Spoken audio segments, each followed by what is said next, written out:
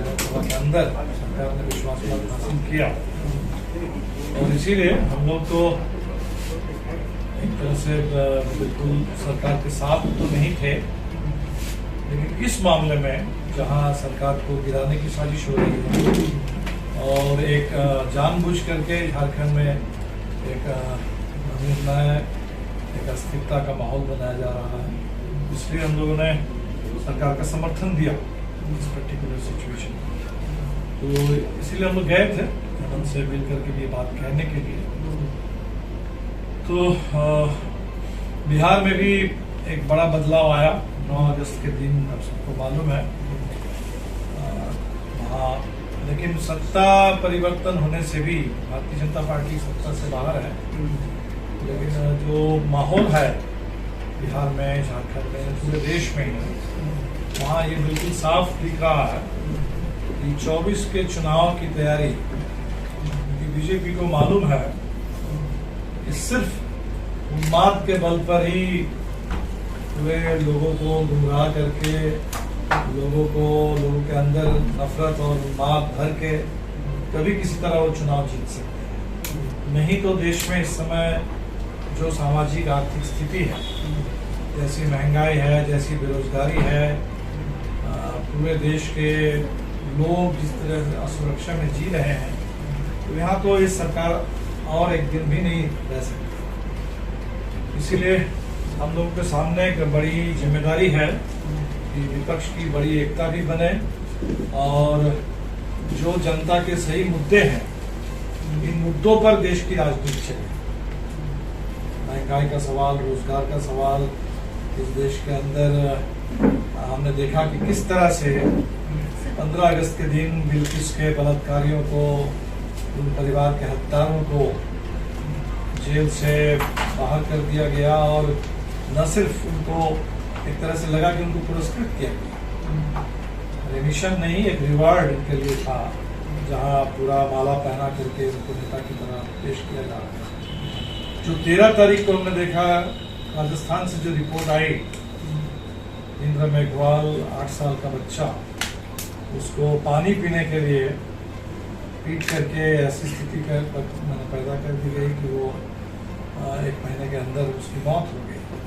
तो ये जो स्थिति है देश में कि सामाजिक उत्पीड़न आज़ादी के 75 साल बाद भी उस जगह पर है जो अम्बेडकर जिसके खिलाफ लड़ रहे थे, और पानी के नाम पर सत्याग्रह करना पड़ा। इसलिए ये जो स्थिति है देश में, लोगों की असुरक्षा, लोगों का अपमान, सरकार का अत्याचार, इस अन्याय, इसके खिलाफ एक जन के माहौल होना चाहिए। तो अभी फिलहाल तो सब लोग अपने अपने ढंग से कर रहे हैं। हमने देखा कि कांग्रेस ने भी एक भारत जोड़ो यात्रा शुरू की, अच्छी बात है। नीतीश जी अभी दिल्ली में आए थे, तमाम विपक्षी दलों से मुलाकात की, हमने कहा ठीक है। हेमंत से भी जो बात हो रही थी, हेमंत जी कह रहे थे कि हाँ, झारखंड में भी झारखंड मुक्ति मोर्चा, माले, अन्य वाम दल, यहाँ और विपक्षी पार्टी, हमारे बीच में एक राजनीतिक संवाद और बढ़ना चाहिए और पूरे देश के पैमाने पर हम समझते हैं कि विपक्षी एकता की बड़ी जरूरत है। दूसरा, ये जो विपक्षी एकता है वो सिर्फ चुनाव तक और चुनाव के लिए सीमित ना रहे, बल्कि देश के जो मुद्दे हैं, जिन मुद्दों को लेकर बड़े बड़े आंदोलन हो रहे हैं, इन मुद्दों को, इन सरोकारों, ये आंदोलनों का सरोकार है, ये पार्टियों का भी सरोकार बनना चाहिए। जैसे किसान आंदोलन ने हमें दिखाया कि साल भर से ज्यादा किसानों का आंदोलन चला, 3 कानून वापस हुए, लेकिन बावजूद इसके किसानों के साथ धोखा हो। जो एमएसपी के नाम पर अभी कमेटी बनी और उस कमेटी में एक तरह से एमएसपी की बात ही, एजेंडा ही नहीं रखा, तो किसानों का फिर से आंदोलन पूरे देश में, ताकि किसान को, हर तरह के किसान को, हर फसल के लिए उनको फसल खरीद की गारंटी हो और सही कीमत मिलने की गारंटी हो, ये चाहिए। तो एक बड़ा किसान सम्मेलन हम भी करने जा रहे हैं बिहार में 23-24 सितंबर, हमारे ऑल इंडिया किसान महासभा, उसका राष्ट्रीय सम्मेलन है। और इसके लिए जहाँ बिहार में भी एक यात्रा एमएसपी और खाद्य सुरक्षा के लिए, झारखंड में भी सब वो कर रहे हैं। बिहार में कहाँ कर रहे हैं किसान सम्मेलन? ये रोहतास के विक्रमगंज में 23-24 तारीख को। तो झारखंड में भी इसको लेकर के प्रचार अभियान चल रहा है। खेत मजदूर पूरे देश में, अभी उनके साथ ये कानून बना था मनरेगा, लेकिन वो कानून कहीं भी ढंग से लागू नहीं हो रहा। हम लोगों ने हेमंत जी से मिलकर यही बात की कि झारखंड में जो अकाल की स्थिति है और जिस तरह से मजदूरों का पलायन होता है, तो जरूरत इस बात की है कि मनरेगा को सख्ती से लागू किया जाए और मनरेगा की जो मजदूरी है उसमें राज्य सरकार भी अपना योगदान बढ़ा करके, हमें लगता है कि इस समय 500 रुपये न्यूनतम मजदूरी, अगर इसका इंतजाम किया जाएगा तो पलायन भी रुकेगा और झारखंड में इस अकाल की स्थिति में जो झारखंड के गरीब लोग हैं वो एक गुजारा कर पाएंगे। तो हमें इसकी कोशिश करनी होगी कि एम्प्लॉयमेंट गारंटी एक्ट जो देश के खेत और ग्रामीण मजदूरों के लिए बना था उसका विस्तार हो, बल्कि शहर में भी शहरी बेरोजगारों के लिए भी रोजगार गारंटी कानून बने। व्यापक रोजगार का भी इंतजाम चाहिए। इसमें हम देख रहे हैं कि जो हर प्रदेश में ही जहां भी बहाली की बात होती है, कहीं शिक्षा के इंतजार कर रहे हैं कि उनको ठीक वेतनमान मिले, कहीं रिक्रूटमेंट के लिए परीक्षा हुई और उसका रिजल्ट भी निकला, लेकिन उसमें जिनको नौकरी मिलनी चाहिए उनके बजाय किसी और को मिलती है। पश्चिम बंगाल में एक बहुत बड़ा मुद्दा बना हुआ है, लेकिन अकेले बंगाल में नहीं, हमें लगता है कि करीब करीब हर स्टेट में ही ये एम्प्लॉयमेंट में एक ट्रांसपेरेंसी और गारंटी के साथ एम्प्लॉयमेंट बहुत बड़ा मुद्दा है। नौजवान सम्मेलन में भी हमने देखा कि नौजवानों की सबसे बड़ी चिंता इस बात को लेकर, और उसमें खासकर जो अग्निपथ योजना आई, अग्निवीर के माध्यम से नौजवानों को सेना में सिर्फ 4 साल के लिए रोजगार देना, और 4 साल के बाद, इसलिए हमने तो कहा कि ये रिक्रूटमेंट स्कीम नहीं है, ये रिक्रूटमेंट स्कैम है और रिटायरमेंट स्कीम है। तो 21 साल के नौजवान, 22 साल के नौजवान जो एक परमानेंट नौकरी, एक सोशल सिक्योरिटी इसके बारे में सोचते हैं, उनको बिना कोई सोशल सिक्योरिटी आप एक तरह से अग्निवीर का सर्टिफिकेट का मतलब है कि रिटायरमेंट का सर्टिफिकेट उन नौजवानों को, 22 साल के नौजवान जो एम्प्लॉयमेंट ढूंढते हैं, सोशल सिक्योरिटी और एक सिक्योर फ्यूचर के बारे में सोचते हैं, उनको आप एक रिटायरमेंट का सर्टिफिकेट। तो बहुत बड़ा ये नौजवानों के साथ देश में धोखा है। जो बिल्किस के साथ हुआ है, इसको भी बिल्कुल हमें हिंदू मुस्लिम के चश्मे से नहीं देखना चाहिए। उसी दिन मोदी जी भाषण में कह रहे थे नारी शक्ति की बात। जिस समय 2012 में दिल्ली में निर्भया वाला कांड हुआ और उस समय पूरे देश की महिलाएं, देश की छात्राएं, पूरा देश खड़ा हुआ था कि भाई इस बलात्कार के मामले में सजा मिलनी चाहिए और पीड़ितों को न्याय मिलना चाहिए। कुछ कानून में भी बदलाव हुए, लेकिन आप देख रहे हैं कि जिसमें बलात्कार के आरोपी, बलात्कार के लिए जिनको लाइफ इम्प्रिजनमेंट मिला हुआ है, उनको 15 अगस्त के दिन आजादी के 75 साल के मौके पर उनको आप जेल से बाहर करते हैं। इससे तो देश के, और आप नारी शक्ति की बात करते हैं, नारी सुरक्षा सम्मान की बात करते हैं, इससे ज्यादा हिंदुस्तान के महिलाओं के लिए असुरक्षा की बात क्या हो सकती है? एक तो ज्यादातर महिलाओं को तो न्याय मिलता ही नहीं है।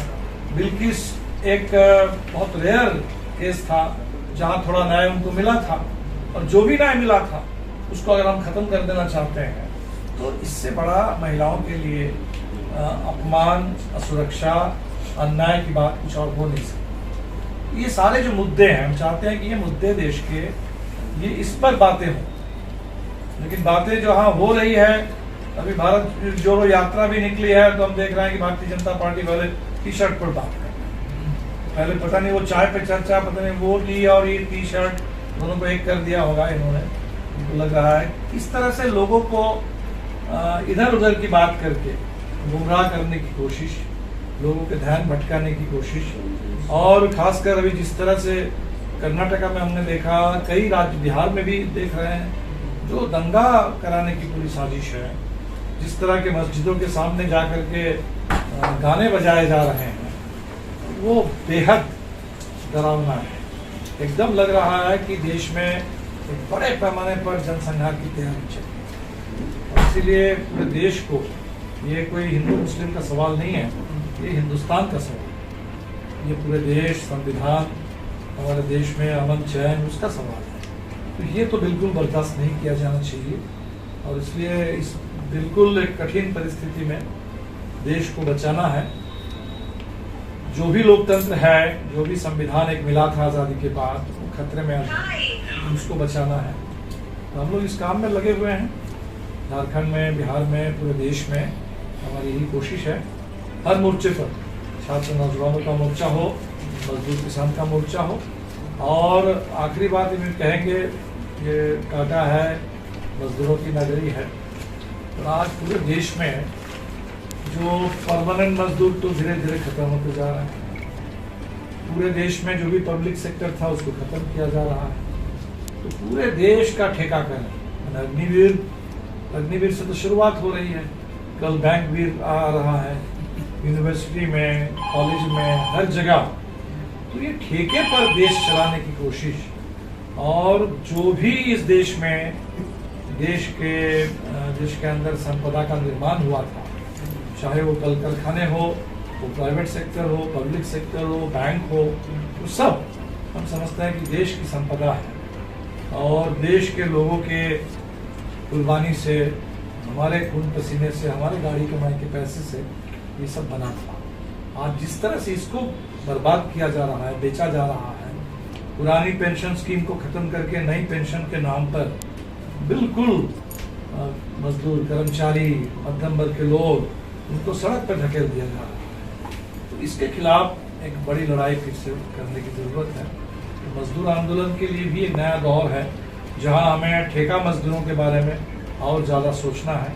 जहां हम आज जो हमारे नौजवान भाई स्विगी में, जोमेटो में, अमेजन में काम कर रहे हैं, जहां उनके लिए किसी तरह का कोई सम्मान, सुरक्षा, जितनी मेहनत करते हैं दिन भर, और उस मेहनत की कोई कीमत नहीं मिलती।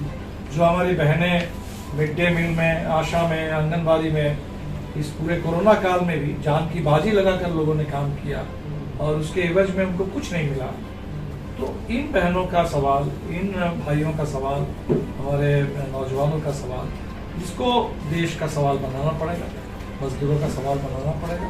और इन सवालों पर आने वाले दिन के मजदूर आंदोलन, किसान आंदोलन ये चले। तो हम लोग इसी कोशिश में लगे हैं। और अगर आप लोग कोई किसी सवाल पर कुछ जानना चाहेंगे तो मुझे खुशी होगी, कोशिश करेंगे। हम ये पूछना चाहेंगे कि नीतीश जी निकले विपक्षी दलों को एक करने के लिए, ठीक है, ऐसा प्रयास पहले भी हुआ, कई बार हुआ, लेकिन भाई तराजू पे मेहनत तोलने वाली बात हो जाती है। तो क्या गारंटी है कि ऐसा अब नहीं होगा? और गारंटी तो देखिए, हमें लगता है कि पॉलिटिक्स में गारंटी की बात हम ना करें।